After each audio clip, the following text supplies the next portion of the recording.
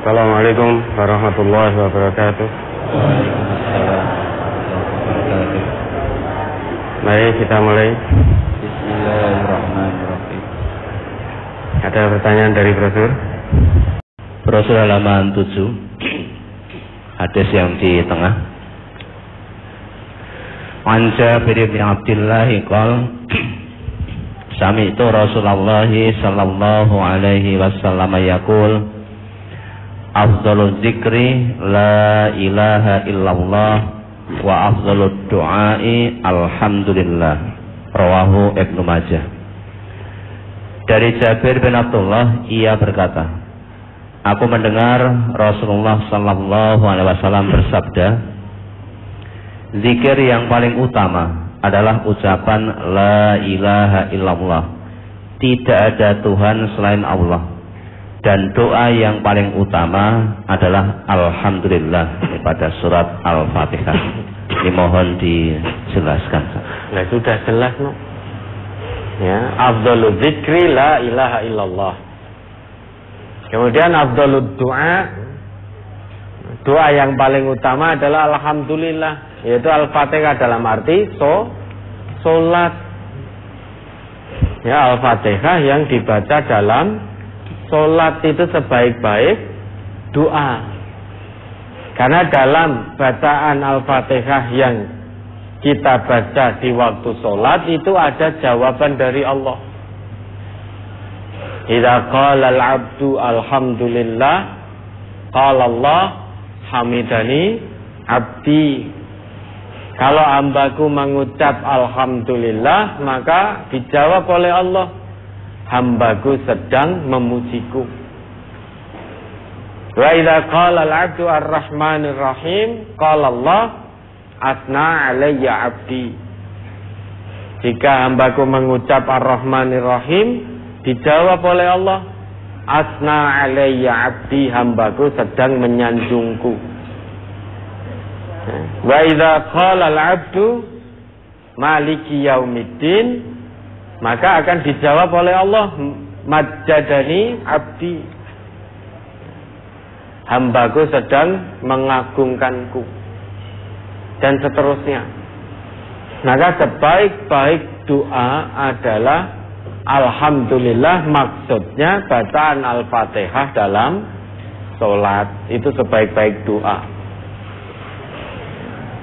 Fatihah itu isinya doa, dan di dalam sholat kita menghadap kepada Allah, munajat kepada Allah, interaksi dengan Allah. Maka sebaik-baik doa adalah bacaan Al-Fatihah dalam sholat. Ya, ada lagi. Halaman 8, hadis yang terakhir. An Nabi Hurairah taqol qala Rasulullah sallallahu alaihi wasallam,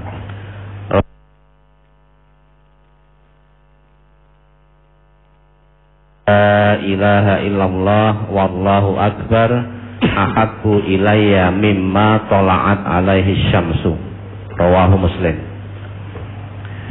Dari Abu Hurairah, ia berkata, Rasulullah sallallahu alaihi wasallam bersabda, sungguh aku membaca subhanallah walhamdulillah wala ilaha illallah wallahu akbar, yang demikian itu lebih aku senangi daripada apa-apa yang disinari matahari, yakni dunia. Ini mohon dijelaskan juga. Belum jelas. Jadi ucapan bagaimana yang dijelaskan oleh Nabi di sini, subhanallah walhamdulillah wala ilaha illallah wallahu akbar, itu lebih baik daripada dunia seisinya. 4 ucapan, 4 kata yang secara istiqomah kita ucapkan dengan penuh keikhlasan, hanya mengharap ridha Allah. Subhanallah, yaitu maha suci Allah. Walhamdulillah, segala puji bagi Allah.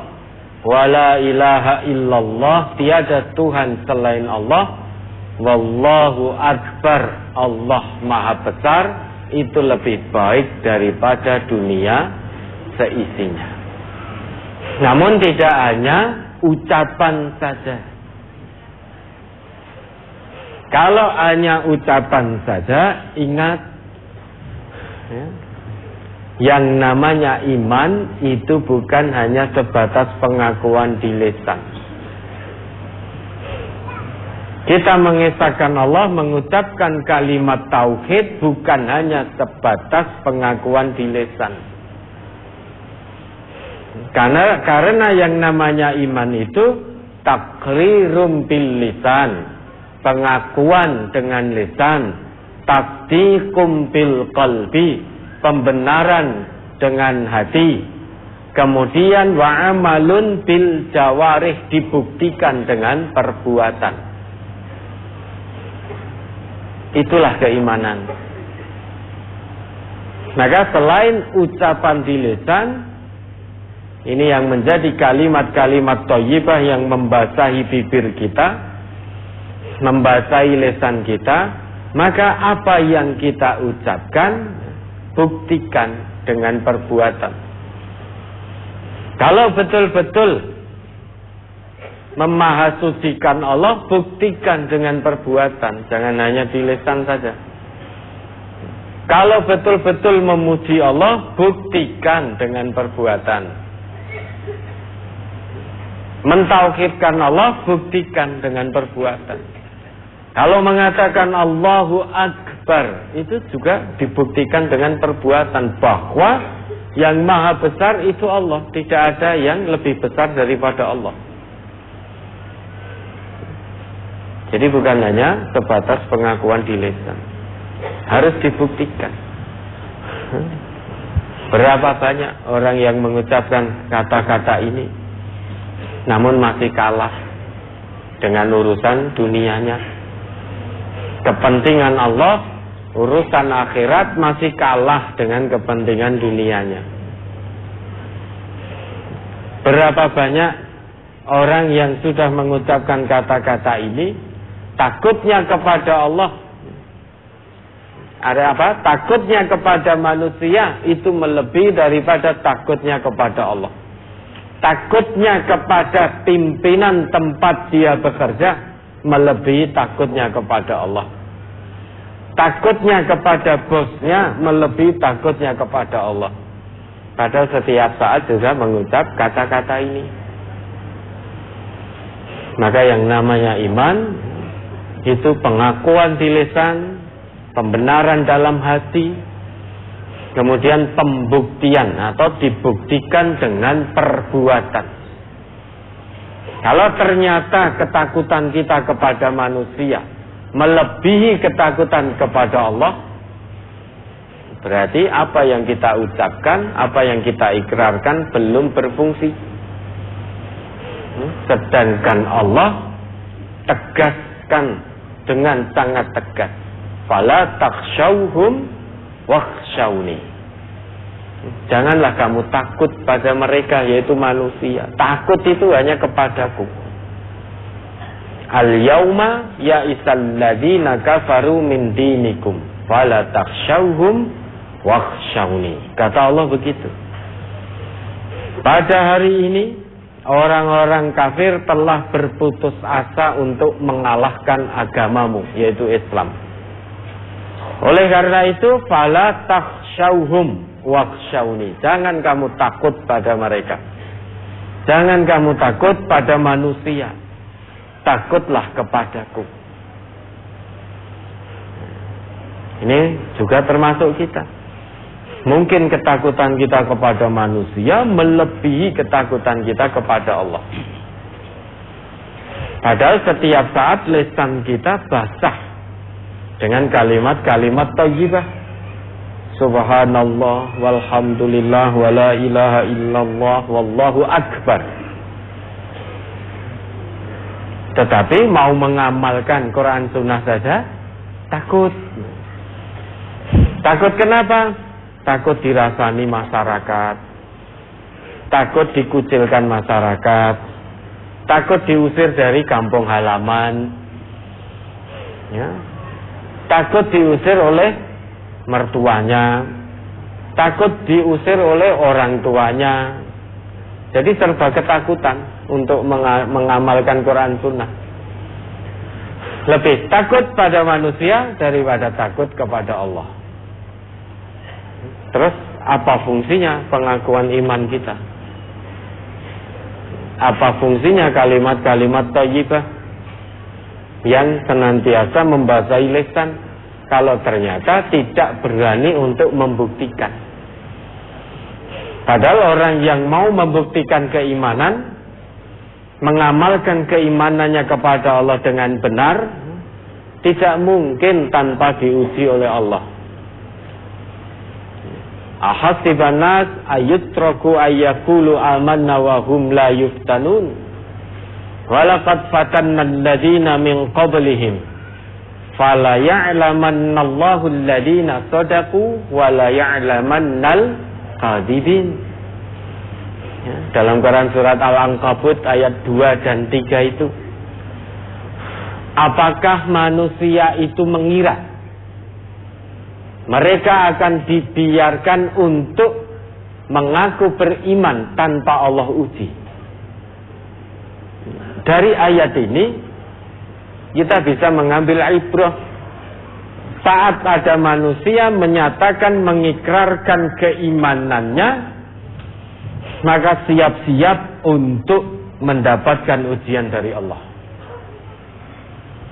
Tidak ada ceritanya orang yang telah ngaku beriman kok tidak diuji oleh Allah, itu enggak ada ceritanya. Walaqad fatanna alladziina min qablihim. Karena dahulu kami, yaitu Allah, juga telah menguji orang-orang yang mengaku beriman dan hidup dalam keimanan itu sebelum generasi mereka. Sebelum umatnya Nabi Muhammad, orang-orang dulu yang telah ngaku beriman juga Allah uji. Orang yang mengaku beriman dan hidup dalam keimanan, artinya mempraktekkan keimanannya, itu akan diuji oleh Allah. Tujuannya apa? Fala ya'lamannallahu alladziina shadaqu wa la ya'lamannal kadhibin. Tujuannya biar kita, ya, kalau Allah memang sudah maha mengetahui apakah iman seseorang itu shadiq dalam pengakuannya sehingga mau membuktikan dengan perbuatan, atau iman seseorang itu kadzib, bohong, sehingga hanya mau ngaku iman di lisan tapi tidak mau membuktikan dengan perbuatan. Lah, ayat ini adanya ujian dari Allah agar kita sebagai hamba Allah yang telah mengaku beriman itu tahu bahwa iman kita ini shadiq atau kadzib, atau hanya ikrar di lisan, atau memang betul-betul dibuktikan dengan amal soleh. Kalau hanya sebatas ikrar di lisan, bisa jadi iman kita di hadapan Allah dinilai kadzib, bohong, karena lebih memilih manusia daripada memilih Allah, lebih takut pada manusia daripada takut kepada Allah, lebih nurut pada manusia daripada nurut kepada Allah. Berarti pengakuannya baru di lisan, belum berani untuk membuktikan keimanannya. Nah, 4 kata ini, 4 kalimat ini, kalimat thayyibah ini, itu lebih baik daripada dunia seisinya kalau terus membasahi lisan kita, dan tentu makna dari keempatnya kita amalkan dalam kehidupan sehari-hari. Maka dunia nggak ada apa-apanya. Ya, ada lagi.